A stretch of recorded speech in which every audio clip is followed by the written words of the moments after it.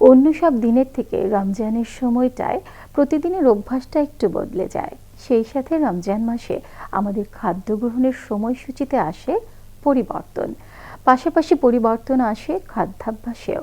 আর এই পরিবর্তনের সাথে তাল মিলিয়ে চলতে হয় প্রতিটি মুসলমানকে। কখনো কখনো এই পরিবর্তিত নিয়মের কারণে নানা ধরনের স্বাস্থ্যজনিত সমস্যা দেখা দেয়।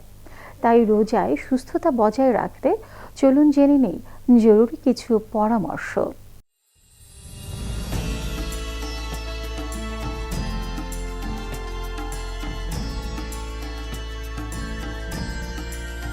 রমজানে সুস্থ থাকার টিপস।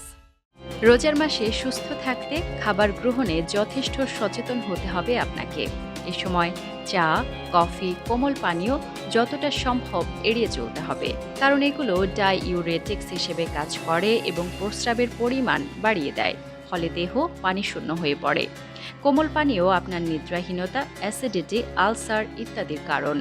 তবে একান্ত খেতে চাইলে হালকা লিকারের চা, লেবু চা, আদা চা, গ্রিন টি অল্প পরিমাণে খেতে পারেন, কারণ এগুলোর অ্যান্টিঅক্সিডেন্ট ও অ্যান্টি ইনফ্ল্যামেটরি উপাদানগুলো দেহের রোগ প্রতিরোধ ক্ষমতা বাড়াতে সাহায্য করে।